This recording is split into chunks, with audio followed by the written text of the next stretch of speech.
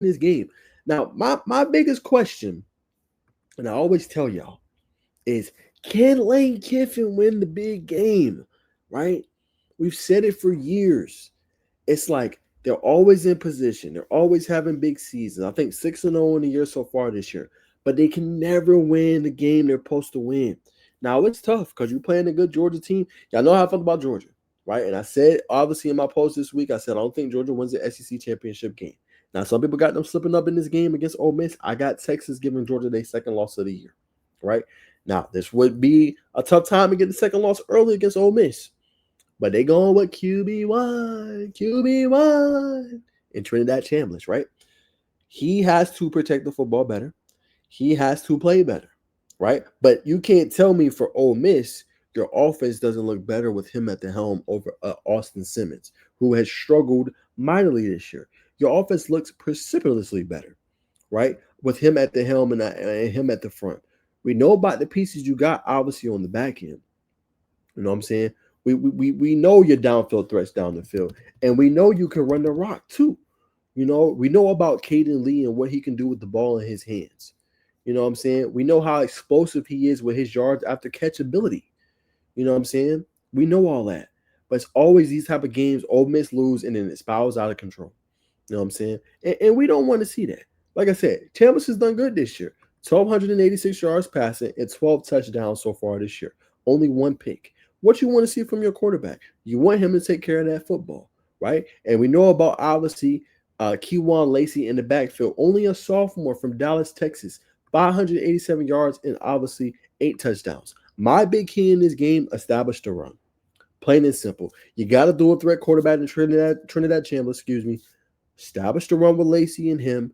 Use the dual threat RPO. Hit over the top with your receivers: Wallace the third, Caden Lee, Daryl White, or D Wright, Alexander, Hilton Deuce Alexander, and hit the explosives on Georgia.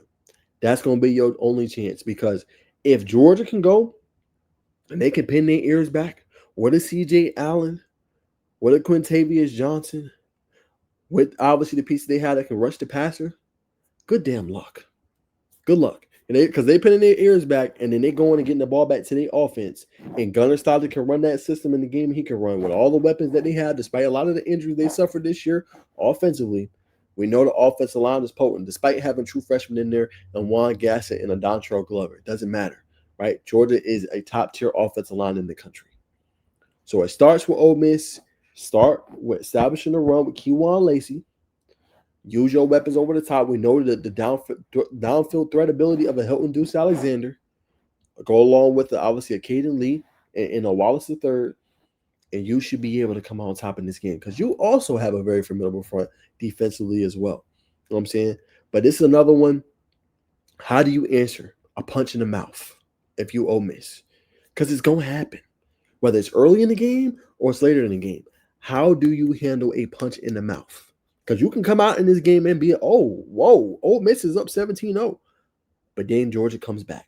Georgia might be the most resilient team in college football. I'm saying that wholeheartedly. They struggled mightily against Auburn. They did the same thing against Tennessee. But one thing Kirby going to do, Kirby going to have them boys ready, right? Kirby going to make the adjustments at halftime. He going to put the positions or the players in positions where they can succeed every time. And Georgia going to respond. So Georgia's a team, and Georgia Tech found this out last year. You can never let off the gas pedal with them. Always have to keep full throttle, full steam ahead, 100% against Georgia. But that's the key for Ole Miss, right? Establish the run with Keywan Lacey. You know, Trinidad Champs also in the running game. See if you can throw some different misfits to Georgia and confuse them a little bit. Throw some different looks and capitalize on your opportunities and your chances and limit the turnovers. If you do that, you can pull off the upset. You know what I'm saying?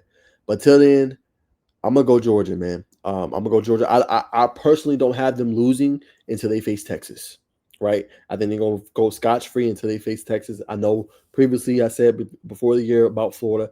I don't even know if Florida gonna have their coach out of this weekend if they lose to Mississippi State. So that's tough to say. I don't even know.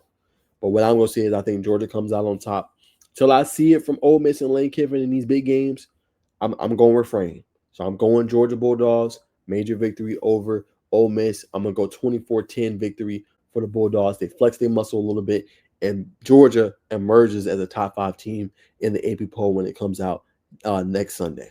That's